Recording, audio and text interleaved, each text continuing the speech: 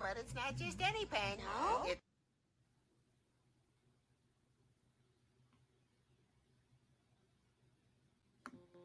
Hello and welcome to The Tech Boy, This Week in Tech podcast.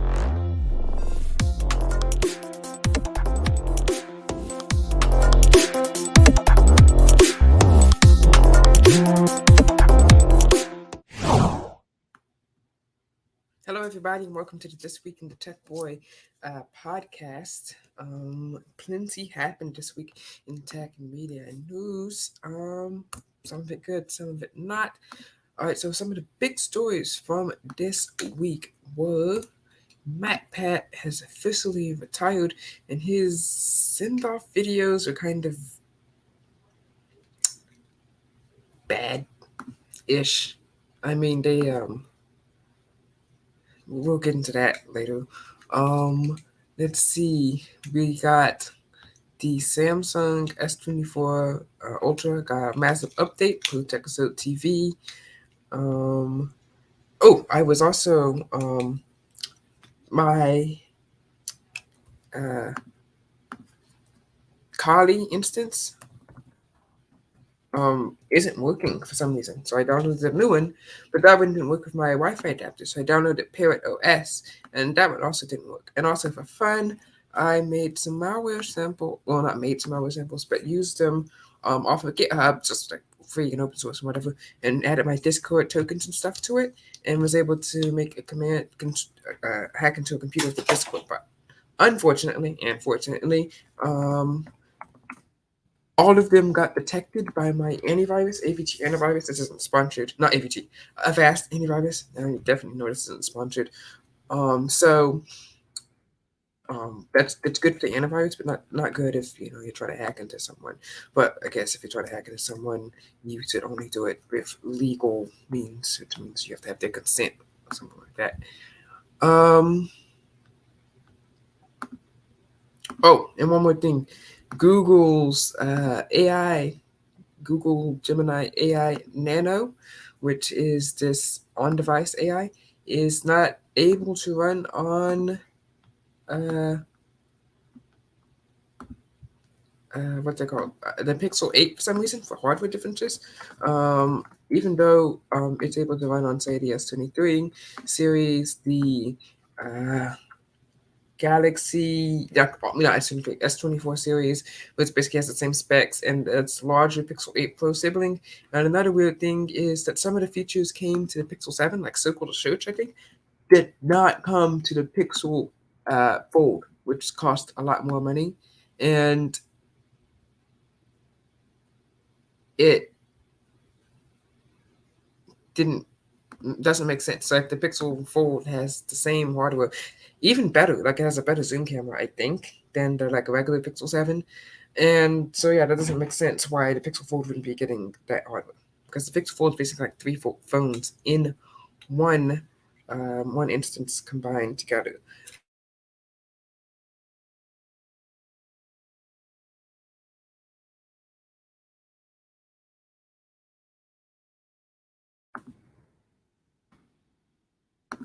All right, so from TheTechBoy.org, the best tech website in the world, Windows 11 does have a built-in graphing calculator and the default Kali password. So everyone knows the default Kali password now, which is Kali and Kali, the username and password. And Windows 11 has a built-in graphing calculator. So check out those articles if you haven't used them, seen them. And Windows 11 has a built-in graphing calculator, which is pretty interesting. You can graph stuff on it without internet, having to use Desmos or MathWay or anything like that. I found that really interesting. Also, there's this really interesting hacking tutorial that says you can get a shell on anything. Where is it? Yes, you can get a shell on any PC here. So I'm going to try that right now. Let's bring up our. I downloaded a new version of Kali that didn't work, unfortunately. Well, it worked, but it didn't connect to my adapter, like the drivers and stuff wasn't working. But it probably should work for this. So let us start. Go away. There we go. Let us start this tutorial from Lo Ling Yang. Here we go. In this video, I'm going to run you through This is not what goes into an internal and external penetration test and how. So you want to be able to remote control any computers. Then what we need to learn today is about reverse shells. It is a super cool way for us to be able to enter something. Next thing we need is a hacker going after. This is the one that allows us the ability to interact with the computer through a command line. So in WD to print working directory and so on and so forth. So we are interacting with the computer through a command line. And yes, it makes it look really cool like a hacker. Now the problem is that if you are a hacker on a really easy to create reverse shells and everything, but we're just here for the tutorial. So your call Linux IP address as well as the port number. This is an online. Now the good news is that this is really easy to create now. Now, the first thing you can do is go over into your favorite browser. So in this case, I can go over into, say, Firefox. Okay. I run Firefox right now, and I go to this website called refshells.com. So go ahead and... So I'm going to use it on Chrome. Chrome is my browser of choice. So Rev Shells. And then we're going to go share the tab. Hopefully you can see this on the screen. And this is the tab who's looking at. Okay. Speaking of IP addresses, we have a lot to talk about that today. There was this scene from Vincent Odyssey that we got to talk about. All right, so I went to the website, now I'm back here. Enter that refshells.com. So this is an online reverse shell generator that we can easily use to help us generate those code as well as the listener in order for us to remote control these PCs. The first thing you want to do is to be able to change the theme from light to dark. I've already changed it over into dark so that you look like a hacker. One, you want to be able to set the IP and port. So in this case, the IP address is going to be your call Linux IP address as well as the port number to be hosting the listener. Number two is the listener instruction. So in this case, we have several options and we will give you the code that gives you the instruction to set up the listener of your type. Number three, as you can see right at the bottom half, we have reverse, bind, MSF Venom. Okay. So these are the type of shells that you can make. Hoax shell. So all these are different type of shells that you can set up. And of course, depending on the type of operating system that you want to target. Okay, obviously, we're going to target Windows. And as you can see on the screen, you can target all of them, which is just Linux, Windows, and Mac. I'm just going to say Windows for simplicity's sake. Oh, back to the video. Such a neat solution. So now in this case, what I'll do is open up terminal and I'll enter the following of IPADDR to get my IP address. So in this case, my IP address is as follow of 192.168.0.117. There it is. There it is. Okay, I see. So this is the call Linux IP address. So we have already set the IP address as well as the target port number. The next thing we can see here is the type. So we have several types that we can use as part of setting up the listener. So in this case, we have MSF console, which is going to be using Metasploit or Meterpreter, or any other potentially type of payloads or different type of listeners that we want to set. So in this case, that depends on what you set on the bottom number 3. So in this case, I can say NC for net. MSF consoles is like very popular here. And you just use this tool and you copy and paste it in. Very simple. So if you want to make reverse shells, that's a way that you can do it. All right. Also, so there's the scene from Adventures in Odyssey episode that aired today. Hopefully the website's not still down because I'm gonna play it. But essentially, Mori, Suzu, and Emily and Kupu are all trying to track down this guy who's blackmailing Kupu Calhoun. Okay, and he apparently knows where Kupu's location is because he has a GPS track on his phone, right? And that struck me as weird because it's not like you can just like type in a phone number and trace it if you're not like the government. Believe me, I've tried. It's impossible. So I was wondering, like, how could you get a GPS? And besides, even if you trace the phone via number, it traced off of cell towers, not by a GPS. Morado says that he's tracing it via his phone's GPS system. Now, of course, he could be lying to impress Emily, because as you guys know from our work over on theodysseyboy.blogspot.com, Morado obviously has a crush on Emily. Okay, he has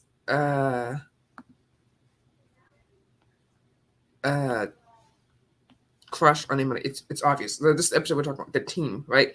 He could be just saying all this stuff to impress Emily, like he's saying he's creating an algorithm to spoof a location. As he was just typing on his phone. No, that's not how it works. So I figured out this is how we traced his location. Okay, he hacked into his Google or iCloud account. I'm gonna say Google, and here's why. because all those location spoofing applications on the you cannot spoof your location on an iPhone, and it's doubtful that he would have a jailbroken iPhone or something like that. So he obviously has an Android phone, right? That's key. Okay, so this guy has an Android phone and Cooper Calhoun, and Maury Rydell just downloads a location spoofing app that maybe he made himself on like an app maker. Okay, and the way that they're tracing his location is that they use Google Find My Device, but maybe he doesn't check his email that much. And we were like, how do you get his password or anything like that? He just like, because he sent him a phone number, so he probably knew his email address or something. And maybe his password's exposed in a leak, or it was just like really easy to guess, like Cooper123 question mark, or Cooper Calhoun, or football, or something like that. Like something really easy to guess. Or maybe he just got sent a phishing email from the guy who was hacking into the system. Now, later into the episode, they send a USB flash drive into the computer so that he can fake change his grades. I was thinking about this, and since later in the episode, like when they catch the guy, it's discovered that he doesn't know that much about computers. I was thinking, like, how would he get the IP of the computer and everything? Like that was kind of confusing to me. Like, it's not like I can just like type in here and go tag any random computer in the world, unless it's like connected to the internet. But then you could just go to like Zoom ISOTA and then find something that's connected to RDP and brute force the ports or whatever. But it's not like the principal's computer is just connected to the internet as a like file server or something. You just connect to it. But he said that the thing was he sent him instructions, like the hacker guy sent him instructions on how to change his grade and stuff, and then confirmed to prove it. So I thought that it probably what Maury did was he set up this like random Linux virtual machine, got some random online. This is key. Online like grade software, like say WinRab or PowerSchool or something like that, and maybe created like a fake version of that with like fake grades in it. So then that Cooper could create it, and then he just stuck it in there. Cooper booted up the virtual machine, right? And that virtual machine, in addition to having like the fake grade software on there that's accessible via the internet, also had a team viewer on it or something. And maybe the guy was like trying to like team view in or whatever, like remote desktop programs are for Linux. Let's check that right there. Or remote desktop.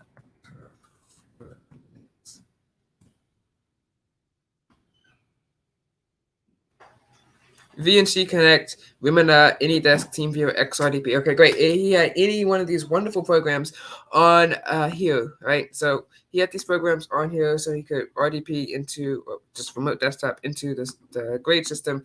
Cooper changed it and he was trying to log in, but maybe he just had some problems typing or something, or there was a Wi-Fi connectivity issue or something. But then here comes the main problem. So here's why web race is important. So he opens up the browser, he checks that it's in there, he clicks the website, and it gets his IP address. Ooh. I think we stumbled upon a problem because I think that if I were to like team view in from a phone, did it get your IP address? Well, anyway, somehow this Linux box is like a honeypot program that gets his IP address so he can get the location. Yeah, that I'm still trying to figure out a way. Yeah, so anyway, he's trying to get the location of the device, so then they track down the guy and find him in some abandoned shed or something, right? That's a problem. Like I was thinking maybe click the link, but I clicked on Grabify, right? I made up my own Grabify link on something. It only got my city, which is, normal, right? Until I enabled like smart data and GPS logging. But if he was hacking in from a laptop, then GPS logging wouldn't make sense or work. And I was thinking maybe he got his Wi-Fi network because, as you guys know, with Wiggle Wi-Fi, you can identify the location of a building just by the SSID, as long as it's been more drove. My theory is that somehow Moore set up a honeypot to get all the IPs accessing it in there. And since Odyssey's such a small town or something, that they're able to trace it. Besides, it said he was in an abandoned shopping strip, right? And I looked up like really advanced IP tracing programs, right? That got like everything. And it was able to get within my neighborhood, or something like that. It says like 15 minutes away or something like that. And it changed depending if I was using my cellular IP, like mobile data, which is using like the cell towers, or like my IP is connected to the internet via Wi-Fi. So that changes, of course. But I mean, it was too large of an area to like say, oh, it's a shopping center. I was using like a really big shopping center, like maybe say like the mall. But even that's pretty small comparatively for like an IP address. If he was hacking into it from his phone, that would make a lot more sense because maybe he just consented to giving his GPS location or something like that. Or of course, Maury Rydell was just lying this whole time and he knew the guy and he knew where he was or something like that. But we'd have to find out about that. Or Maury Rydell, secretly, as the program was running, he got the guy's phone number, sent him a link or something like that, and then he consented to his GPS location or something like that. So yeah. Also, one last thing. So Maury, Emily, Suzu, and Kupu are all talking to each other on these like earpieces and headsets and stuff like that. And it's like they're on a four-way call, but over a walkie-talkie. And Maury's able to mute the audio in the walkie-talkie. I'm not sure you can do that, but whatever. So yeah, that's very interesting. Adventures in Odyssey episode right there. And speaking of Adventures in Odyssey, we gotta talk about Down Gideon Lane and the episode that started COVID. It has got to be the most annoying, literally the most annoying episode on the planet. Okay, let me set you up here.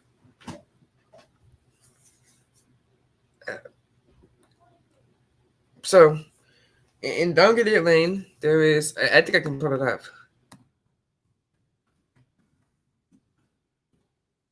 I wonder if Beyond Gilead did an episode of this. Not Beyond Gilead.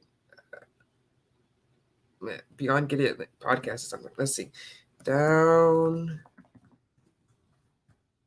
I promise you we will get to tech topics, but this is important. Oh yes, Return to Gilead. The Return to Gilead podcast. Sunrise Upset. Okay, as you can see here, this is season 4, episode 10. So nearly season 5. Okay. Last time this episode aired was around this time, pre-COVID. Okay, so this is like 4 years ago. I was still in 8th grade. Okay, and this is when I first heard this episode. I was so mad. Okay, they have been putting together this entire saga of the Victors and Grace and everybody together. Like there's this whole thing that's going around Gilead. Okay, now to put this in perspective. Okay, Down Gilead Lane has been around, or not been around, was airing. It has 12 seasons, right?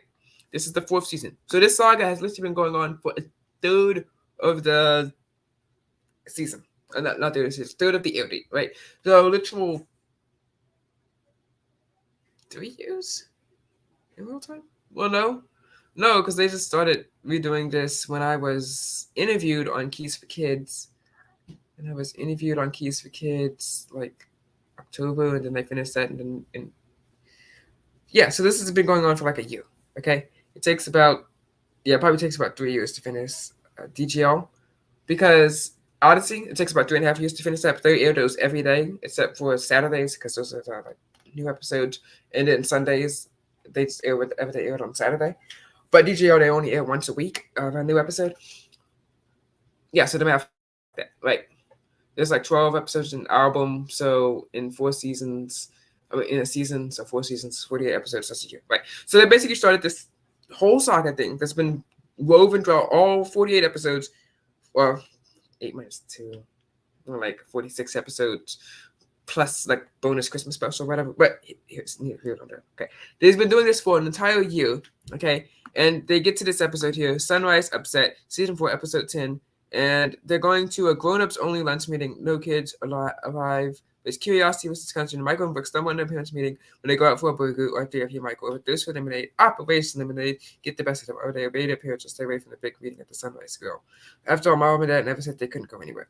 Okay, so before we get into the legality and ethics of this episode, I'm going to say, like, from a listener's perspective, you have been in the attic meetings in Operation Lemonade, right? You have been the people going out and doing the stuff and investigating, right? So you as a listener are basically sitting in on the attic meetings and you want to know more, right?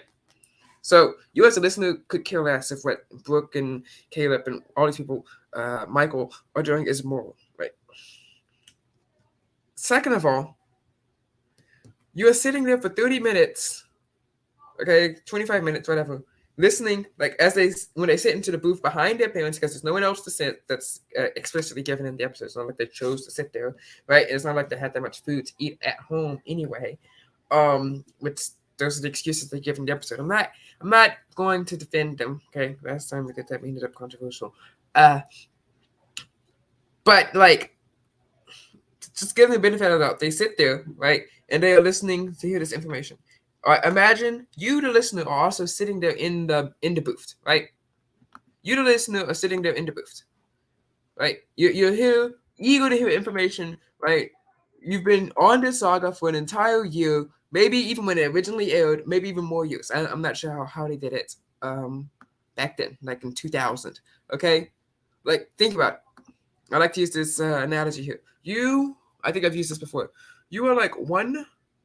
Oh yeah, I used this when I was talking about episode 167 of Invention Odyssey, and how it shouldn't even be canon because it's the episode where someone literally time travels back from Odyssey. No, not time travels. Travels through time and space from Odyssey into the real world, focused on the family headquarters, right?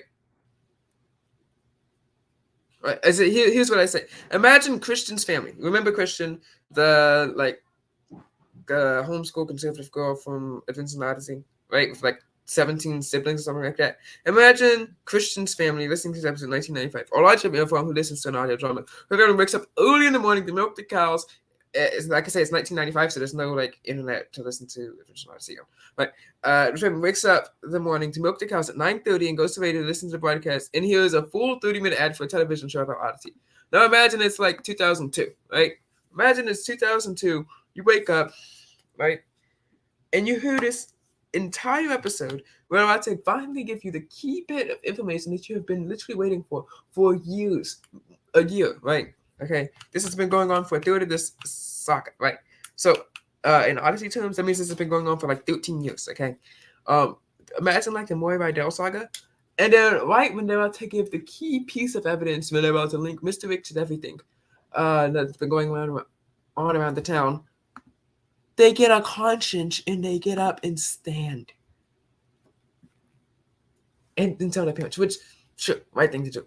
But imagine you're the listener. You just wasted 30 minutes of your time listening to this, and then you don't even get any answers because that's kind of annoying, don't you think? Like, it's annoying. Like maybe, like if this was real life, then yes, obviously they probably did the right thing. You can debate that, whatever. This is not a debate. Sure. Well,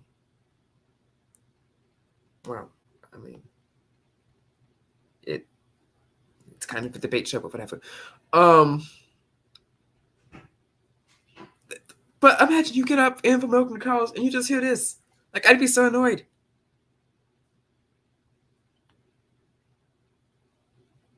I would be very annoyed. But also, let's say this is real life. Why didn't they just do other stuff? Like, order and get it to go? I'm pretty sure Sunrise Girl does that. It's just one of the most, like, I mean, they literally bugged Grace's house with a cup. And we didn't get information from that, okay? I mean, we at some point, we got to get information somehow. I mean, we can't just sit here and listen to kind of sort of secrets, because we've been on this mystery for literal years. Anyway, we got more things to talk about. It was just one of the more annoying episodes that I've heard about. And yes, they do have a podcast episode that I gotta listen to later. I'm pretty sure that they want me to listen to doing that. All right, now it's time for our Matt Pet segment.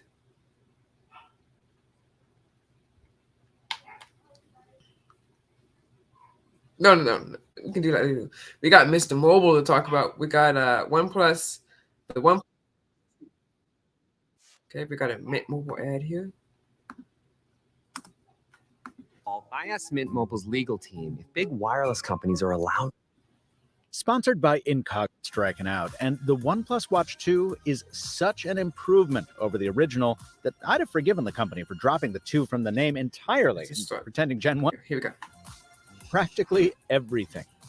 This is a well, yeah, it's a watch with an actual operating system without a real-time operating system from 3 years ago. Duh. Handsome, if beastly, beauty. Its 47mm case size and needed counter to the too small Pixel Watch, and a sensible contemporary to Samsung's similarly sized Galaxy Watch 6 Classic. Interesting, but as you can see here, looks like the bezels of this watch are a lot thicker, so I'm not sure how that really translates to screen size. So maybe it's just an optical illusion because you see you have this bezel here, and you have that bezel there. Though that bezel is actually useful turns. So that case is stainless steel, rated IP68 for dust and water resistance, and tested under 16 subcategories of the mill standard 810H regimen. Its circular platform set off by a flat flourish that adds 2 pushers and some intentional asymmetry that I like a lot. OnePlus says the design was inspired by vintage automobiles. I'm not sure how it's inspired by vintage automobiles. Like, okay, that's a tire right there. Stopwatches. And I really think the whole vibe just works. Keep in mind that I prefer big watches. My normal daily driver is a Mammoth Mark Captain, at least until Garmin takes its review sample back. And so the OnePlus will likely be too big. I think that watch is like $2,000, I think. But I concur with Joe Mering over at DT. The watch wears its 80 grams quite lightly on the wrist. And yes, you can swap out I wonder how. Maybe like even weight distribution, stronger bands. Stock straps for any 22mm watch band you like. Power it up and the pluses continue on the AMOLED watch face. Neither the 1.4-inch diameter nor the 326 ppi pixel density are particularly special, but colors pop brightly under the sapphire crystal cover. And the platform producing those colors is the bigger news, the full-fat version of Wear OS 4, complete with Google Assistant. Ever since Google effectively rebooted its Wear... So that's good. It'd be kind of funny if they brought Gemini to the watch before they brought it to the Pixel. It'd be kind of annoying for Pixel fans. Platform in 2021, we've been waiting for momentum to return to the long, stagnant Wear OS. And OnePlus's entry into the space is well-timed, as an effective counter to the unfortunate exit of Fossil Group. I didn't know about this until I saw this video for the first time, so I'm going to check that out. Let's see. What happened to Fossil watches?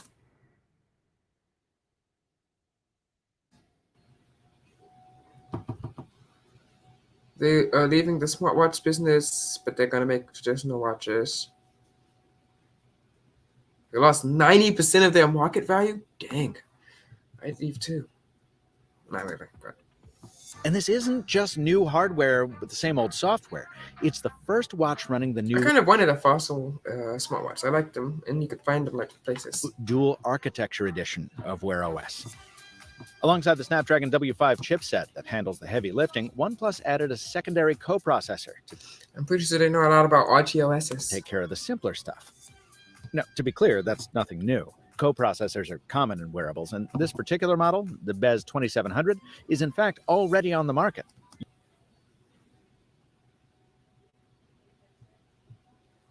Used in this exact same configuration in the Oppo Watch 4 Pro. They are sister companies, so. What's different here is that Google has rebuilt Wear OS so it takes better advantage of that dual chip setup. So it's not just simple stuff like watch faces that save power. You can receive notifications, dismiss them, even quick reply to them with... Just reading this response to a comment.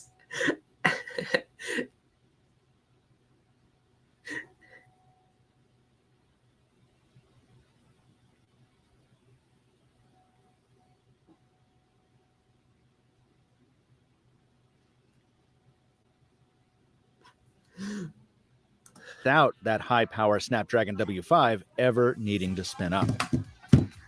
The place that pays off most prominently is, of course, power consumption. OnePlus made the expected exaggerated battery life claims, but as you know, I don't play that game. I just don't see much use in shoving a smartwatch into a power-saving mode to max out its uptime. I mean, I do that, at least for most of the time. Oh, wait, you can't even see this thing? Oh my gosh. There we go. Whereas I do see a lot of utility in a wearable that lets me use any watch face I want. Well, I'm gonna go back to bring up the visuals. Let's see. You have to see this one visual.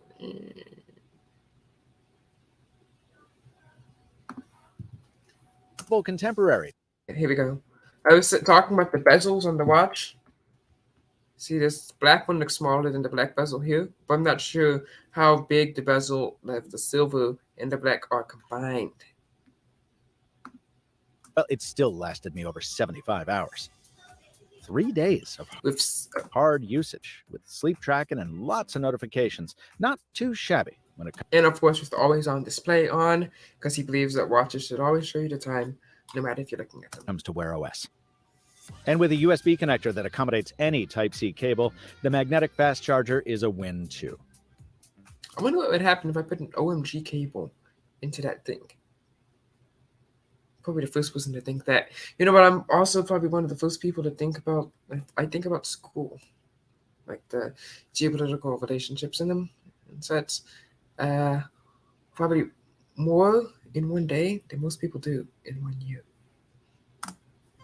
But despite its name, the Watch 2 is a first-generation product, which means it leaves room for improvement in health tracking, basic interface elements, and its phone app. Is he using it on the OnePlus Fold? What's wrong with the app? It looks pretty good to me. The reasons I'll be going back to Garmin and Google after this. Interesting to note here, he uses the sponsor incognito to like delete him from the internet, but I wonder whatever happened to delete me. Those of you who watched my recent retrospective on the Palm Pre will That was a pretty good video. recall that phone's inspired gesture area, meant to keep your filthy fingers from fudging up your screen. And the equivalent on a smartwatch is what Google used to call the rotating side button, aka the digital crown. Well, this, I guess, is an analog. Do you think we should add something like that back to phones? Like I know the BlackBerry had one with the touchpad. Laptops have them with their touchpads. Even has the touch screen. And Samsung, you could like move your phone with your eye or something like that, with your head. Screen with your head. We talked about that in last week's video. When NKBHC was reviewing the Galaxy S4.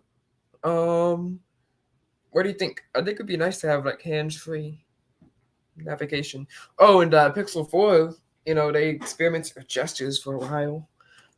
Crown, by which I mean it physically rotates, but does nothing. You can't scroll lists or messages. You can't zoom in on a map. You can just futz with it. Which, of course, begs the question, why does it spin at all? Well, I asked OnePlus about that, and the company said, Do you think they just ran out of stuff to do? Like, they wanted to keep the price down, so they couldn't put the mechanisms in there or something? Or maybe they wanted a bigger battery and nice product placement here. You got your Clicks iPhone. the component that rotates is more durable than one that's rigid, which I simply don't believe. I mean, it depends on how it falls, but yeah. Wait, is that Appy Pie? No, that must be the OnePlus app. I think if you busted open this watch, you might find a sensor that indicates that OnePlus wanted this to be a proper digital crown, but something stood in the way. Yes, that's speculation on my part, and I'm not in the habit of busting open review devices, so, hey, Zach, you wanna? Anyway, if you don't care about digital crowns, more power to you and your smudged up screen. Well, speaking of TikTok, it could get banned soon. Let me see. TikTok, which would be kind of funny. What's next? Stanley Cups? Will those get banned? Okay, obviously. Let's see. Can Congress actually ban TikTok? Yes, they can. Wait, Vox, I thought you were out of business. Why are you writing articles? I think I saw an article saying that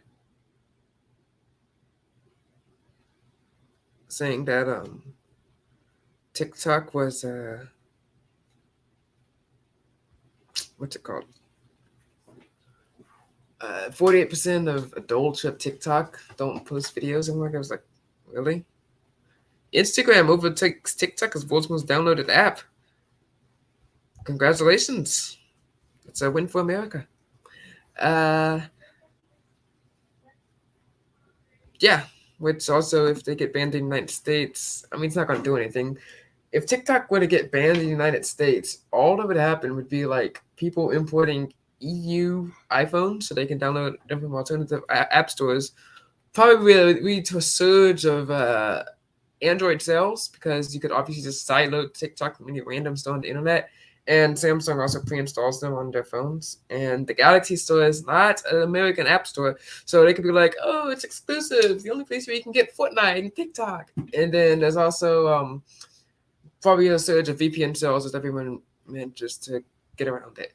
I mean, in fact, it's probably a hot take right here, but banning TikTok would probably lead to more data collection than leaving TikTok behind, if you think about it. Like, ByteDance knows that they might get banned unless they have lobbyists here in the United States, which will keep them from getting banned, whatever. But let's just assume that TikTok gets banned by Congress on all devices, and Apple and Google immediately have to take them down from their stores, right? What happens?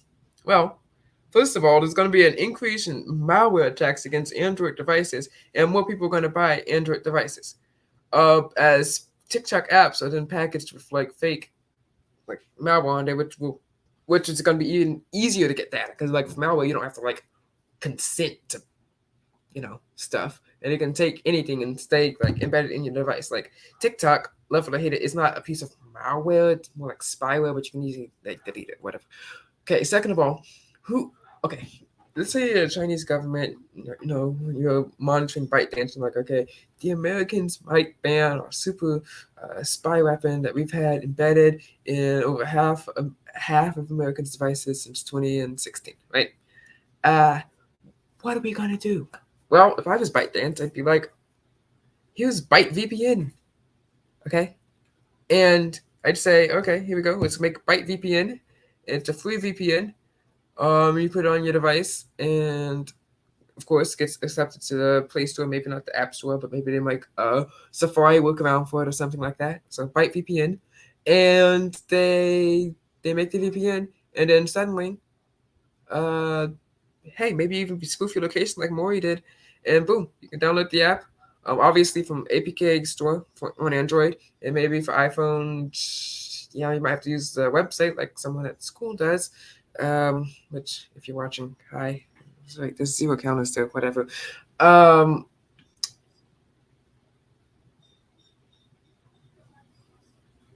Yeah.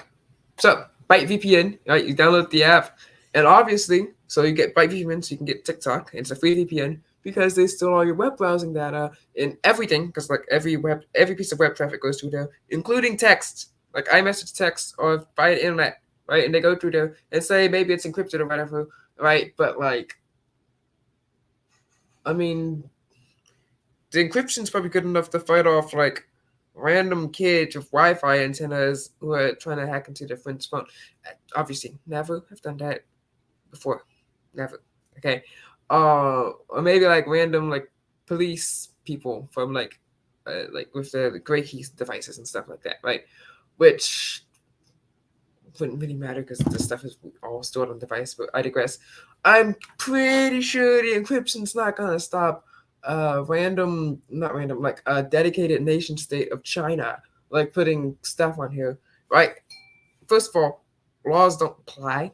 Second of all, I mean, who's to say that Byte VPN and TikTok and these devices are not going to use the collective power of your devices? Let's say Byte VPN and TikTok each use just 1% of your little phone, 150 million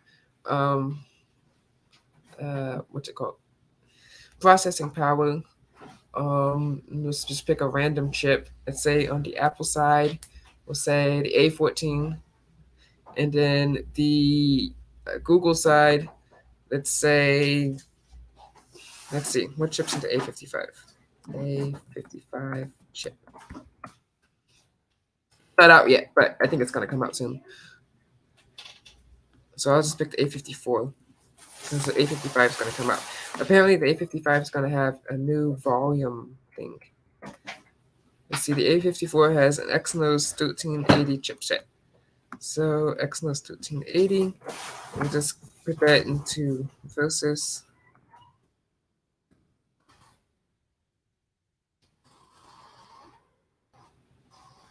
Snapdragon 7 8G, whatever. Okay. So this is going to tell us the processing power of the Exynos 1880.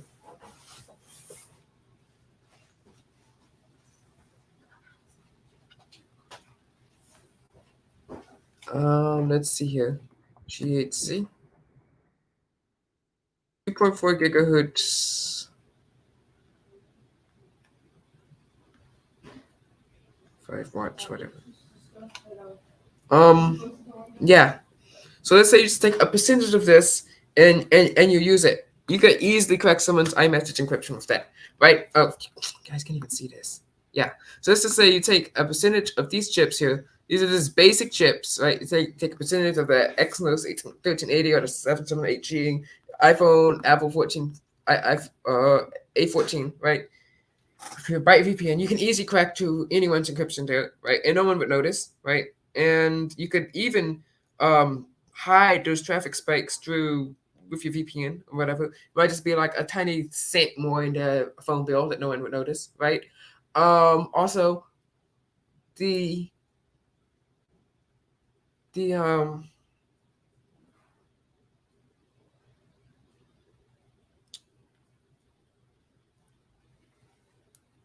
all that data would be going through there. All that stuff could be decrypted by the Chinese government. So honestly, if you think about it, banning TikTok would probably lead to a more increase in data collection, because it's not like they're gonna ban TikTok on which it's illegal for you to have the app. I mean, that would be crazy.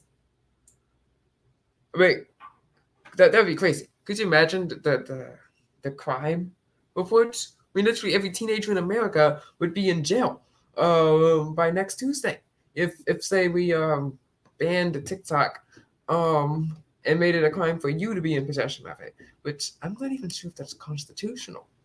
I think, like, I'm pretty sure you can ban certain softwares because they're like just inherently illegal. Like nuclear bombs, it's not like you can. I'm just playing with them in my backyard. I just wanted to see what this would do. Poof, and your entire neighborhood is incinerated. Yeah. So I'm not even sure if you can ban a specific piece of software for you to have, but I'm pretty sure you can ban a specific software for a corporation to use, or say you can't use our servers or anything like that, like a sanction, which I'd be all for. But honestly, we're going to look out for Byte VPN, and Byte VPN sponsorships would be kind of funny. And think about all the VPN sponsorships that are going to go up. It's probably going to boost the economy too. Be like, here in America, the land of the free and the home of the brave, TikTok is banned. So that's why I use Surfshark, so I can find my mindless content wherever I am.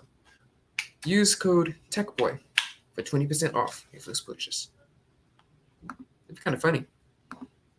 But you need to know about the other big compromise. Health. Oh. You know what I'm talking about. Oh.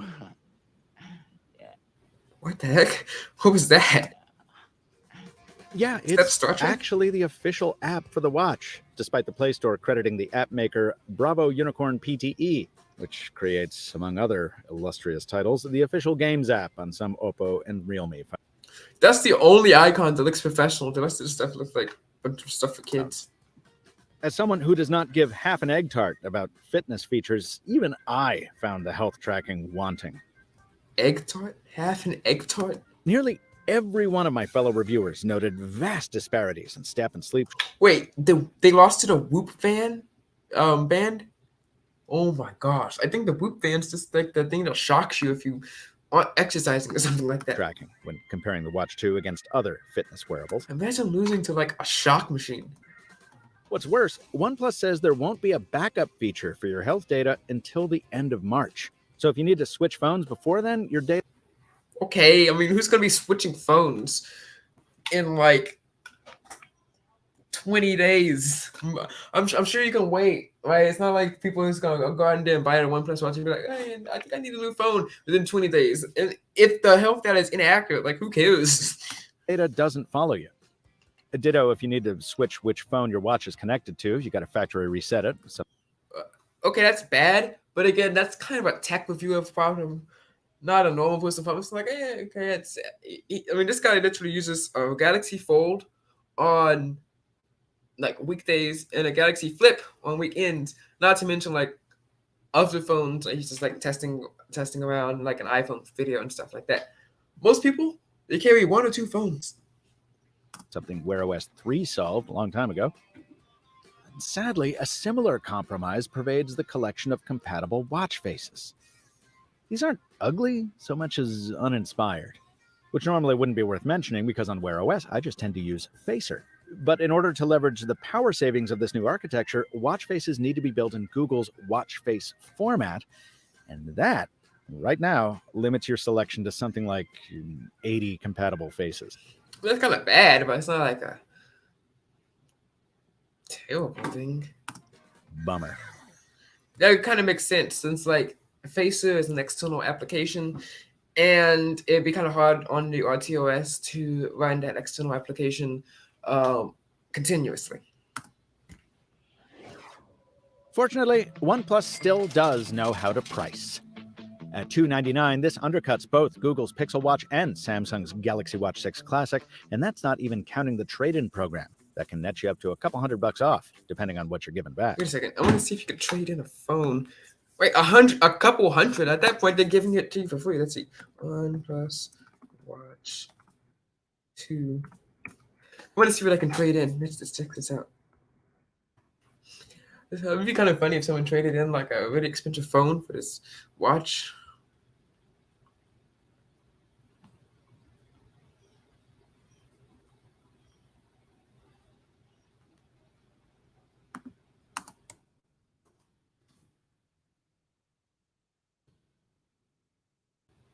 Here you go. Send in your old device and get up to 500. It's not is this the McLaren edition of the phone? Who on earth would be trading that in for 10T? How old is this website? Oh my gosh. Okay, here we go.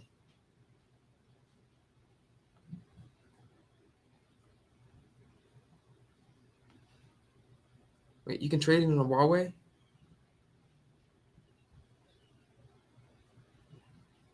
Wait, you can trade in any watch, even if it's not a smartwatch? It's kind of smart. Besides, you won't even have to reset it. Let's see. I wonder if I can trade in my Amazon Fit watch and my Spy watch. Do you think they'll take that? There's some random watch 60. Don't know. Skip the add-ons. Okay, here we go.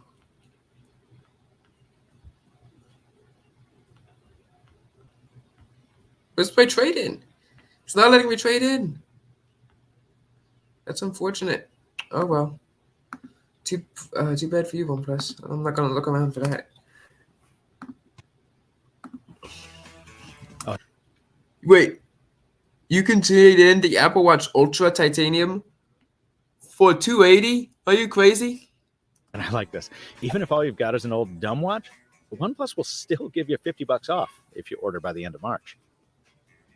Okay, that's good from the low end. But that's trash from the high end. So you're saying the Apple Watch Ultra.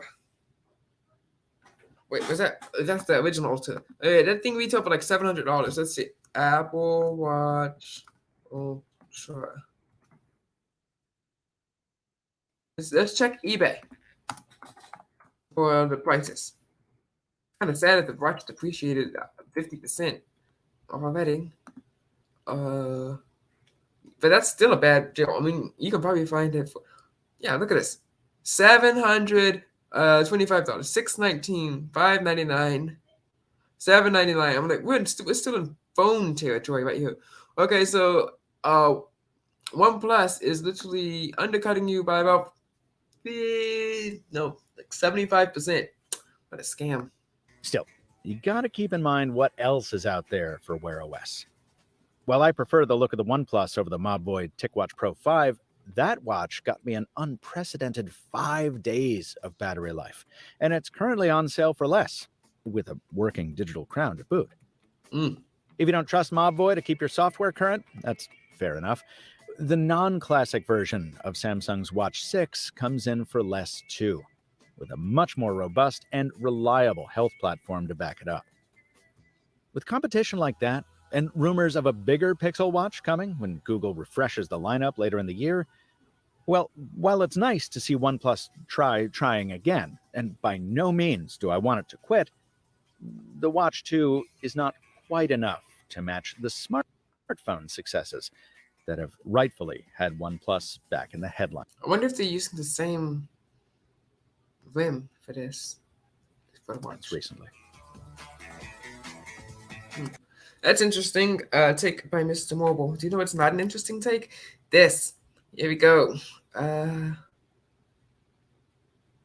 Was it Film Theory? Okay, Film Theory is about to get ripped. No watchers right now. Interesting. Play War Thunder now. Join millions of players across the globe. Okay, we're not gonna watch this whole thing. It's like aircraft, 20 minutes long. But I mean, Film Theory. Let's watch this. Oh, let's go through like the entirety of the terrible takes in this episode. Okay, so I was thinking, okay, let's hear the theory. Here we go. Feels so important. Great intro. Here you go. Good father figures from children's media. I'm talking. Okay, so that's a good point, right? It's been made before. I'm pretty sure Focus on the Family made it. And their plugged in reviews or their what do they call it? Daily Citizen articles. And I was like, okay, that's great. It's a good take. Nice way to end it off, right? So from 134 to like 425, we were doing great. I was like, yes, it's a great take. And then this happened.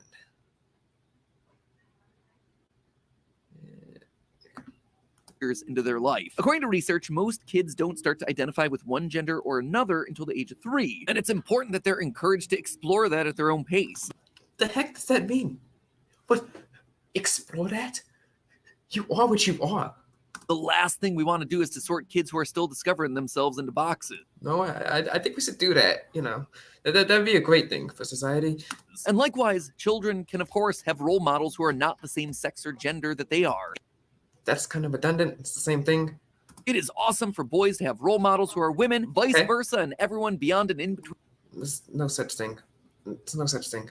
Okay, so he's already stuck with that. But then for the entire video, and this was made to me by someone online, he didn't like stick them in the boxes because there's obviously no studies made by Lego in 2011 for non-existent made-up stuff.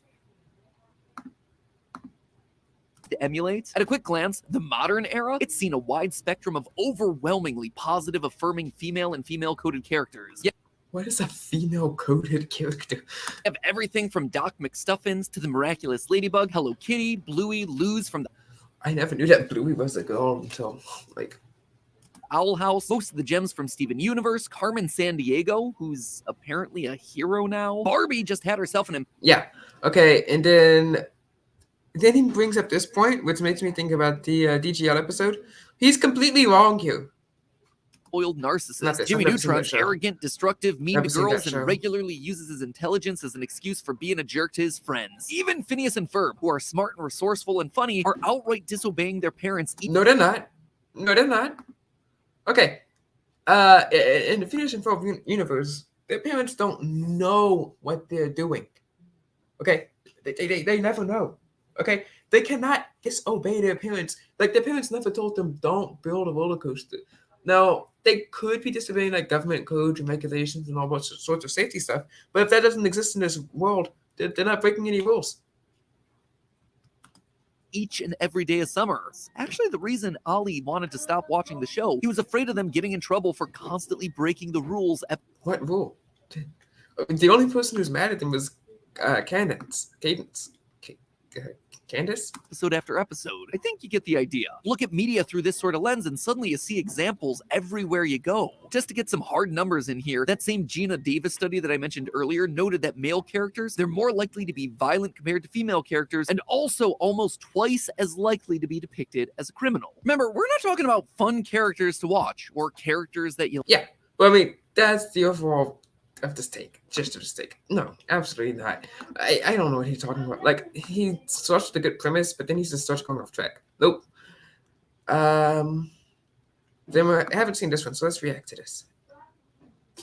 These are the people who help Oh, me and apparently there's a website where you can keep up with him. Because apparently X is not good enough. That's basically it's not.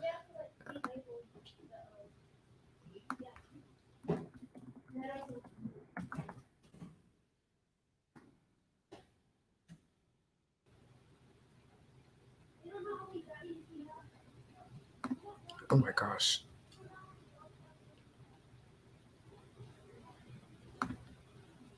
Guys, and welcome to GT Not Live, where today, just a normal, typical day here at Theorist Inc. Not really, though. No, it's far from it. It is the day before my final episode of Game Theory. About that. Oh my, what? Here we go. Okay. Ooh, Minecraft. Okay. Okay, so these are, the biggie channels on YouTube or whatever. The biggie channels on YouTube the or YouTube whatever. thing. Yes. Why don't we go to the YouTubiest of YouTube channels? YouTube. Okay.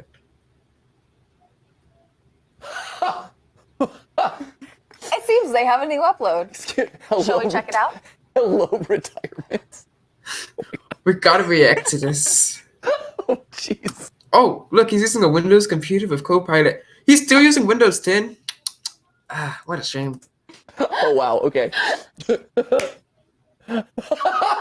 Okay. I see that 10,000 people have got. I can't. I've missed my opportunity to comment just went up 48 first. minutes ago. No, I know. I missed my comment. I want to go first. Like in the old days. Here since 301 or whatever. Oh, man. Right next to Can It Simulate? Awesome. Okay. Get in there, bro. Don't look at the other programming. It's fine. Look at that. Oh, man. Look at that quality. Is he podcast recording right from there. I know, OBS look. Studio? Oops.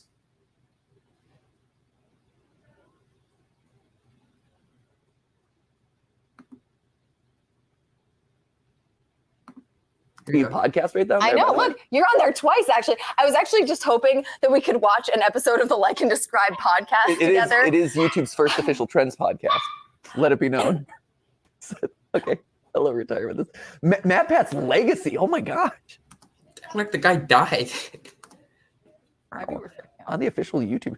This is a 40 million subscriber I know. channel. It's on a 40 million subscriber channel. That's legit. It's kind of low for a 40 million subscriber channel. Only 10,000 views. I mean, how many people watch YouTube on YouTube though? But it would be kind of funny if YouTube channel got hacked. Yeah, man. Okay, here we go. Let's try it. David, did you hold up? I tried clicking on it, and so since it didn't click, that's clearly telling me. Clearly an opportunity to vamp yet again. Yeah. Uh-huh. Question. Uh-huh. Did you consult on the thumbnail? No. Because I gotta say, the thumbnail pretty solid by YouTube standards. I was given two options for the thumbnail. Uh-huh. This is the one I chose. I can't say that I put any input into it. That would be unfair. Okay. She knew about the video? Statement Cool. to say. Fair enough. Awesome. But I did pick this one as opposed. There was an A/B test sent to me. Ooh. And I chose between the A and the B. Okay, sounds Yes. good. All right, I'll click on it. I'm nervous. My gosh. Hello, retirement. That's legacy on YouTube. Wow. Okay. Join us for a heartfelt farewell to You our want to friend. know? You want to know where the information? I kind of think he's gonna come back. I kind of think he's gonna come back. is digging. Is going. Is it going to this? Is it this? Push play. My goodness, you don't have all day for this podcast. Hello, Internet. Welcome to Game Theory. You are an absolute legend. So much passion for what he does. He's the big brother I've never had. My brother from another mother. He's a movie star. I have no idea who these people are. Thanks, Tommy. I got a couple seconds in a movie at some point. A movie stop. YouTube Red. This must be like 2015. Let's see. If we use a unique phone identifying software and upload up the quality to 1080p. All right, I'll click on it. I'm nervous. All right. Hello, retirement. My arrow key is broken. I have like 5 broken keys. Join us for a heartfelt farewell to You our want to friend. know? You want to know where the information is digging? Back. What's this? S5, S6, Note 4. So maybe like 2014, 2015. He does not care about your legacy. It doesn't seem. No, clear. The judgment over my legacy is happening in real time there. That's funny.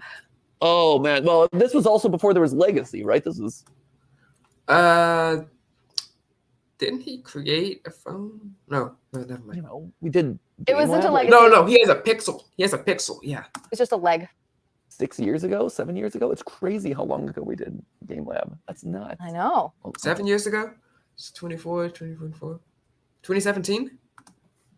You're 12 seconds in, man. Hold up. Well, yeah, but Ash and Stephanie, as people who know what this is, yes, presumably, should I do this like a normal GT live and like actually like stop and theorize and pontificate as we go, or should I just consume it? I think you should. Because I could see it both ways. I think you should watch it all the way through, and then I think you should go back and GT live it.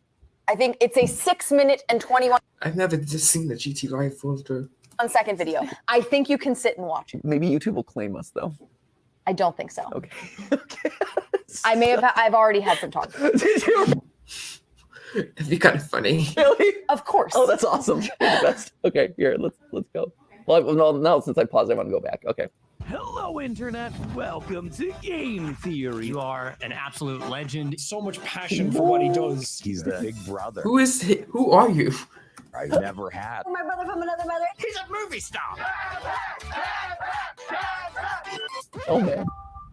Chat, we have breaking news today, man. It's not clickbait. On March 9th, I'll be hosting my last theory. Oh, he said it in the day. Oh, interesting. I guess I missed that part. Episode.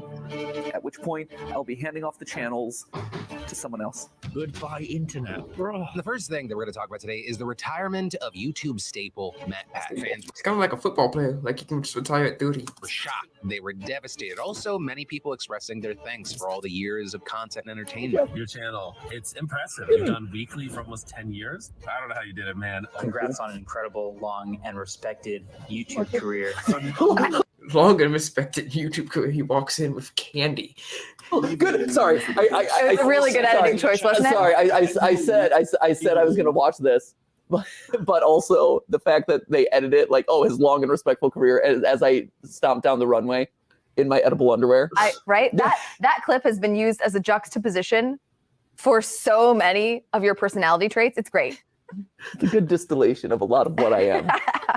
So, a man in a green morph suit wearing an edible thong.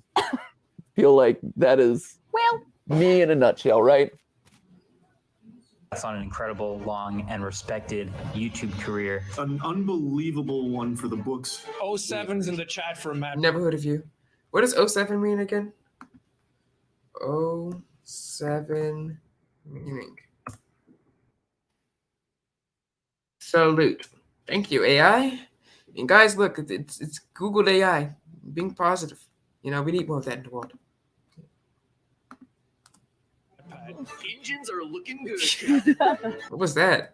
Oh, wipe those tears, Matt Pat. What? The lore is all about you. It's the 2023 Streaming Awards! Let's go! Kind of looks like church service. Do we have to pay respect? Oh my god. Oh wait, he's not dead. That's right, he's still around. I like that Mark took time. The story begins on April 18th, 2011. Why is spacebar not working? Right? I don't know why K is the universe. Why? Usually spacebar works just fine. Why is K the universal play pause button? I've been doing this a while. I Oh my gosh, it works. Got to call out the fact that thank you to Mark for taking time. Like he doesn't upload on his own channel, so I appreciate him taking time out of his attic to film something. That's amazing. Begins on April 18th, 2011. On this day, when Matthew Patrick 13 posted. I thought he was going to say Matthew Patrick the 13th. I'm like, he's a 13th. His first Game Theory video. Welcome to Game Theory, where we mine the interwebs to Wait, has the thing moved? Oh no. craft mind-blowing episodes on your favorite video Where did he record that on? games. I literally wake up every single day and binge watch game theory videos. Just how much money would Minecraft's diamond armor actually be worth? The lore, the jacket. How could we ever forget the 5,000 Five Nights at Freddy's can't. series? I know. I'm so Meta sorry. theory about the 2015 YouTube Rewind. When that happened, I was like 8, 7, 6. I don't know. Underappreciated. I agreed and still agree to this. No, not 8. really interesting content that's going to stand Who are you? test of time. Hey, it's me. I'm here too. As the channels grew up. You've been here the whole time. You're like Sam Reich. You've been here the whole time. Who? Okay. We also grew up somewhere along the lines, and I've been so proud of every milestone that we've seen. You do this over and over again, Stephanie. You do these things where all of a sudden you're just like, ah. Why does he look like? Oh, I've been working on a secret video in the background. Gotcha. Rug pull. Don't look at me. It's all of the network of spies that I have around me to help out with it. There were all kinds of people involved here. You don't think I know what's going on in my own building? Oh, I'm getting pinpointed.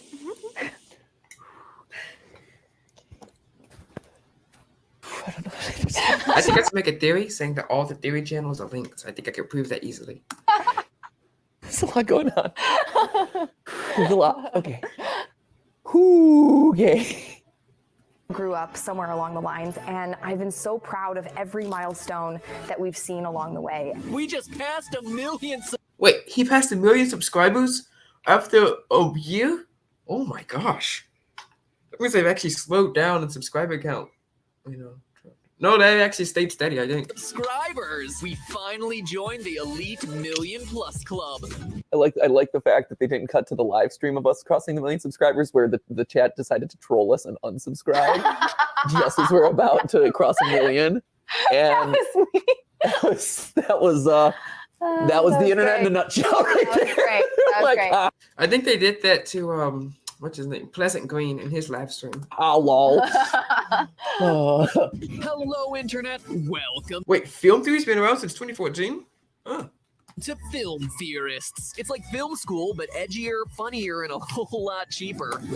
It's 10 years old? To be fair, definitely overestimated ourselves on that one. Right? Yeah, it was not film school. It was film not like film is school. actually different than film theory. Definitely not funnier either. No. Let's be honest. Like calling anything that we've created funny is a thing. That He's very funny. He's like a conspiracy theorist that's been accepted by the media. There's a smiling in the cringe though. You see, you told me to watch this all the way through, but you can't take the GT Live reaction out of the man because I feel like I have to do it. I also love that they made a logo out of the Theorist logo for the World Conference. I know, the detail orientedness is that? great. The detail orientedness is very impressive. I'm Matthew Patrick. Did we edit this? Did our team edit this? Nope. This is YouTube? No. Wait, he met Pope Francis? That can't be true.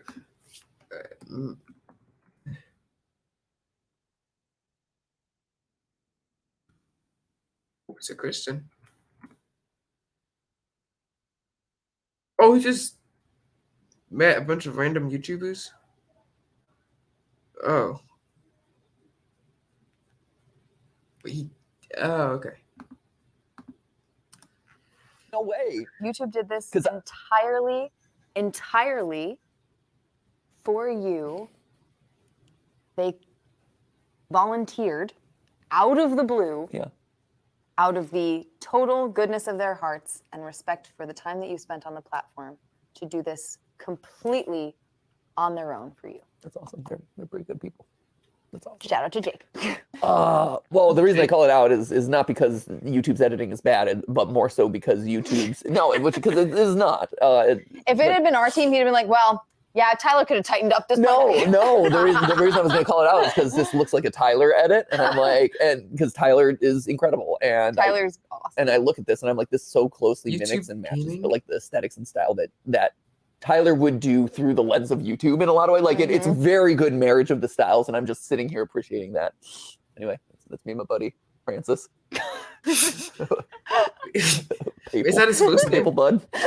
This is right before this is his reaction when I gave him Undertale. Yeah. Like, here you go, Pope, and he's like, hey! That was his reaction in that moment. Yep.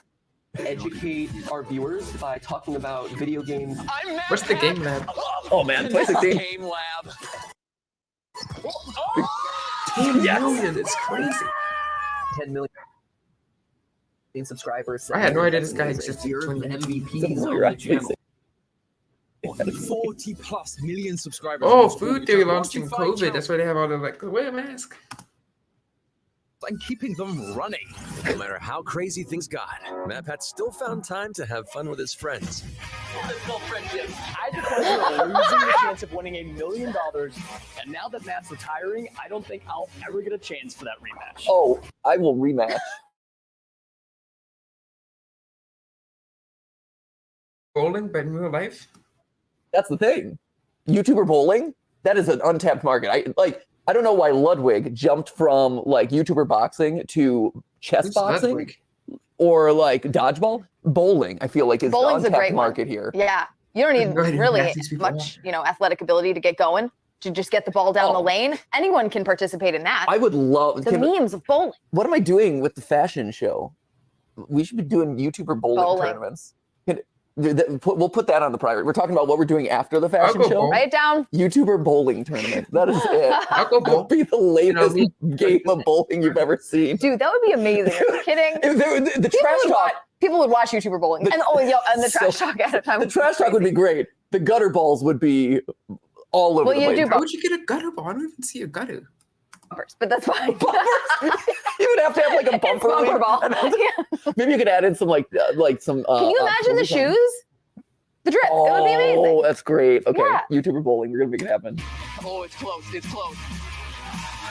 I was proud. That was clutch. Sometimes he sings. Wait, Mark, don't take it. That monkey set a trap. He wants me to take What? quite a sad. Sometimes he dance. Why, this is a crime scene. Sometimes he stabs me with a chainsaw. Frequently do actually. In an upcoming video. What are they talking about? So I get to stab myself with that exact same chainsaw. It's great.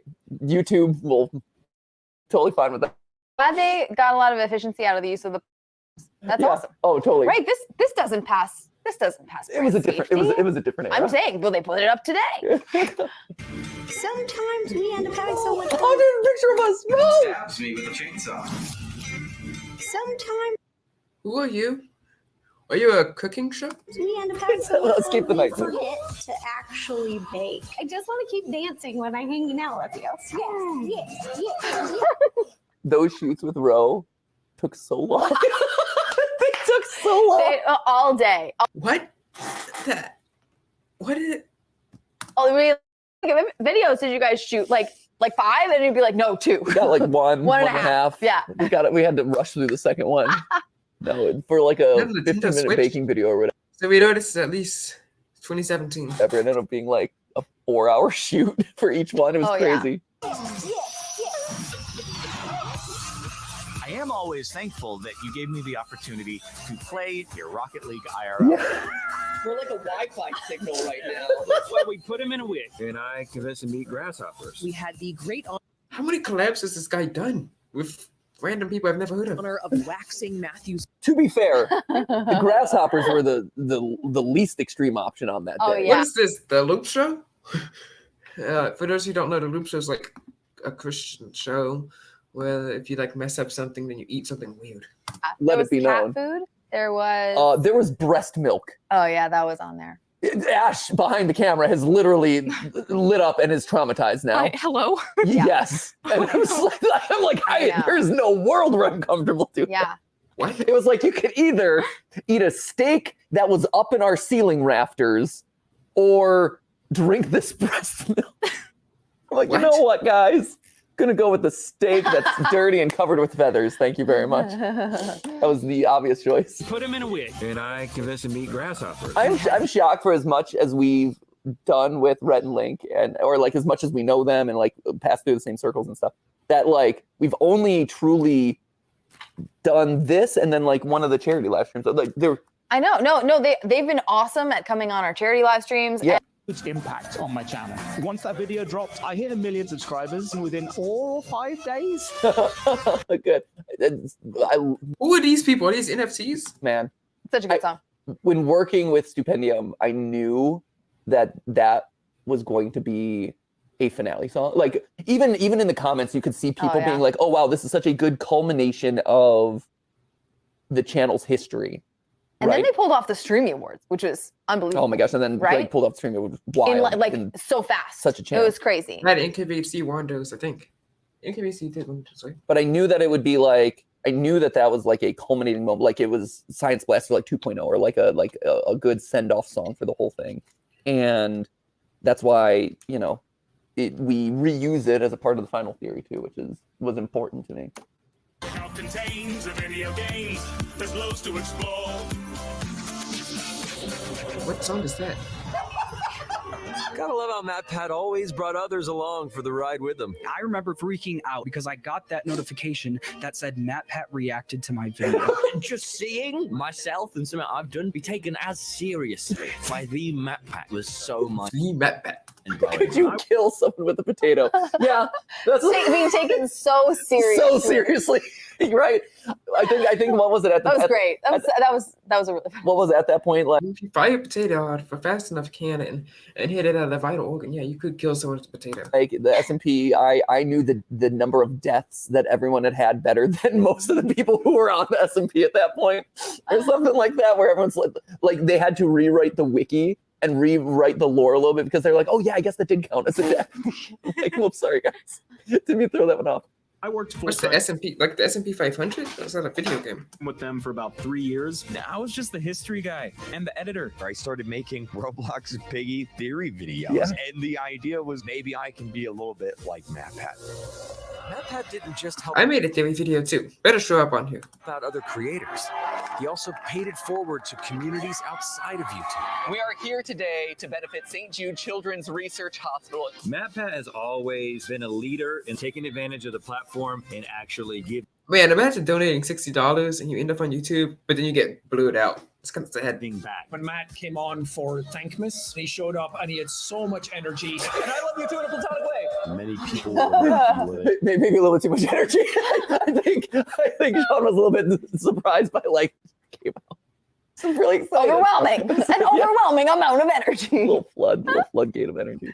Are now, if it weren't for you, your generosity. $3 million. At this point, I think I'm kind of evolving into a Grandpa Pat. From MatPat to Grandpa Pat? Well, we've got some theories of our own. It's the start of an epic quest, not a goodbye. I definitely don't think they're going to sort of ride off into the sunset. He's going to be still making things. Yeah. Yep. Pretty cool. theory that you will become CEO of YouTube. People keep saying that. What if he went for president? I mean, he's pretty smart. How old is he? 37. Yep, he's eligible to run for president. People say that I a think lot. they're manifesting it. People say that a lot. They've been manifesting it. Tough job. That's a tough job. You might want to call Susan before you commit to that one. Be like, hey, give me the shtick on CEO of YouTube. Like, I mean, I've always joked about the fact that I'm like the lightning rod of hate on YouTube because you could just be that for the whole platform. Yeah, I could be that for like one of the largest like What a great entertainment gig. platforms. You just be like, Disney, you're gone. Netflix, you're gone.